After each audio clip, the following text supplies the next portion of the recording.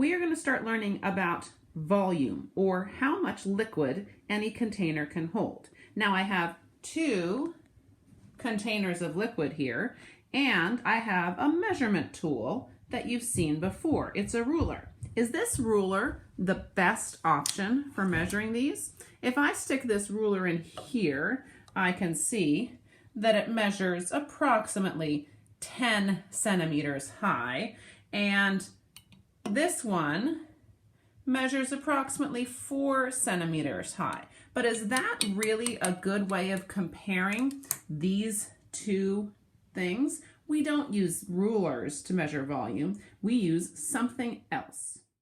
Our first unit of measurement is a milliliter. Maybe you've seen milliliters on things like medicine drops. Milliliters are really, really tiny, and they're used to measure small amounts of liquid, something like what might be in a teaspoon, for example. But milliliters aren't good for measuring larger quantities. For that, we use something called a liter.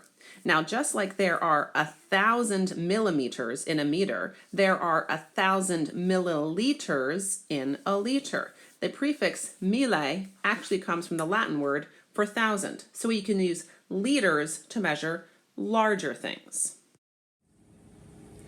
You can find milliliters on anything in your kitchen that is measuring a liquid. Look at this bottle of empty Tabasco sauce. If I look at the bottom, I can see it used to hold 148 milliliters.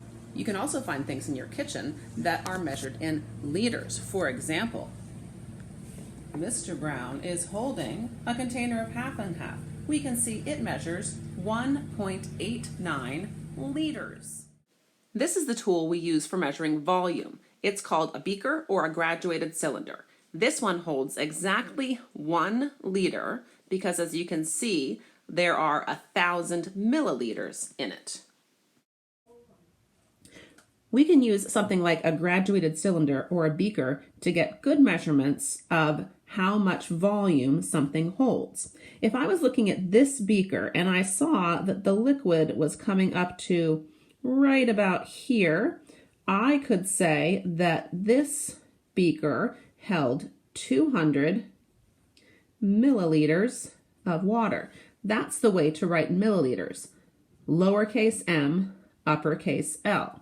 Now, if I looked at it and the water was here, again, that should be pretty easy. You should be making a guess while I finish coloring this in. This beaker holds 600 milliliters. But what if it gets a little trickier? What if the line is here?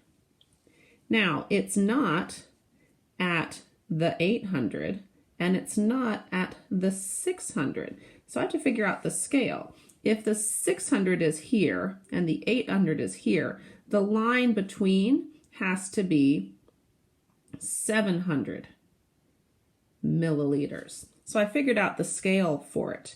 Now, one more measurement I want to show you is if the water went all the way to the top, there are two different ways that I could write that.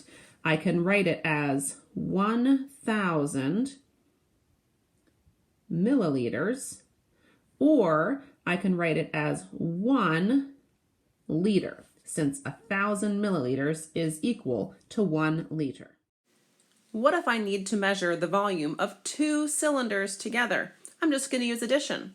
The blue cylinder holds 1,000 milliliters, and the green cylinder holds 400 milliliters. So altogether, there is 1,400 milliliters of liquid in these two beakers together.